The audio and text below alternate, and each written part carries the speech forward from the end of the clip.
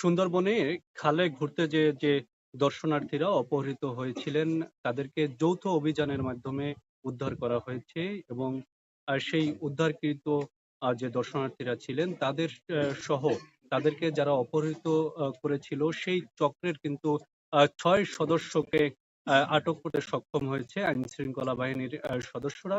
সেই বিষয়েই কিন্তু যে রিসোর্টে দর্শনার্থীরা উঠেছিলেন ঢাকা থেকে সেই রিসোর্টের পাশে আহ, আরেকটি রিসোর্টে কিন্তু আম, আম, সংবাদ সম্মেলন করেছে কোস্টগার্ড এবং কোস্টগার্ডের পক্ষ থেকে কিন্তু বিস্তারিত জানানো হয়েছে।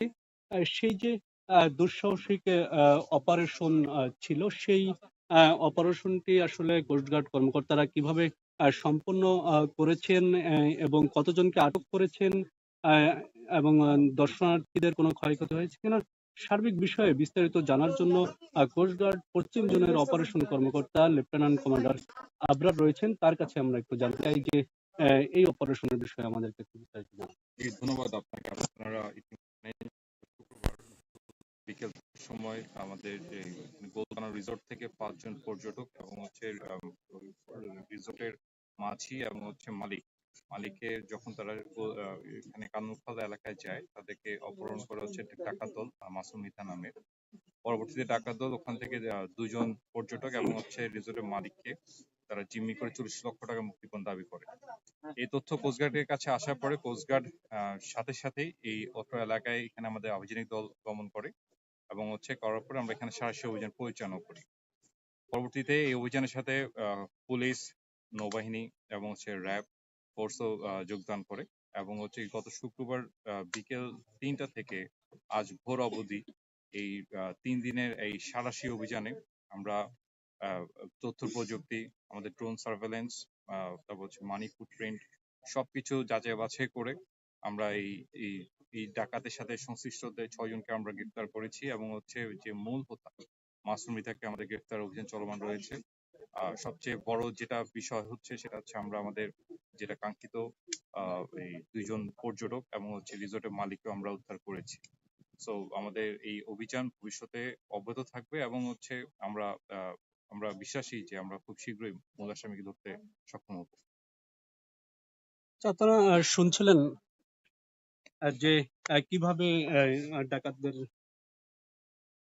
এই ডাকাত চক্রের অর্থাৎ এই যারা অপহরণ করেছিল সেই চক্রের যে প্রধান ছিলেন মাসুম মৃধা, সেই মাসুম মৃধাকে কিন্তু এখন পর্যন্ত গ্রেপ্তার করা সম্ভব হয়নি। তবে ৮১,৪০০ টাকা সহ মাসুম মৃধার মাকে গ্রেপ্তার করেছে এবং তার সাথে আরো একজন বিকাশ ব্যবসায়ীকেও গ্রেপ্তার করেছে কোস্টগার্ড এবং কোস্টগার্ড এবং আইন শৃঙ্খলা বাহিনীর সদস্যদের দাবি মাসুম মির্জার মা কিন্তু সেই এই যে বিকাশের মাধ্যমে লেনদেন এর সাথে কিন্তু জড়িত এবং যাদেরকে জিম্মি করা হয়েছিল তাদের স্বজনরা ১ লক্ষ টাকার বেশি কিন্তু বিকাশে মুক্তিপণ হিসেবে দিয়েছে। আরেকটি বিষয় জানিয়ে রাখি, বিগত ২০ বছরের মধ্যে কোস্ট সুন্দরবন এলাকায় কিন্তু এই যে আম, দর্শনার্থী অপহরণের ঘটনা কিন্তু এই একটি ঘটলো। আগে অর্থাৎ ২০ বছরের মধ্যে এই ধরনের কোনো ঘটনা কিন্তু আহ, এই সুন্দরবন এলাকায় ঘটেনি বলে আমাদেরকে আইন শৃঙ্খলা বাহিনীর সদস্যরা নিশ্চিত করেছেন। আহ, এবং এখন যাদেরকে গ্রেপ্তার করা হয়েছে তাদের বিরুদ্ধে মামলা দায়ের পূর্বক খুলনার দাকব থানায় হস্তান্তর করা হবে এবং যে জিম্মিদের উদ্ধার করা হয়েছে তাদেরকে তাদের স্বজনদের কাছে হস্তান্তর করা হবে। আর সুন্দরবনের দাকপ এলাকার যে রিসোর্ট সেই রিসোর্ট থেকে এই ছিল আমার কাছে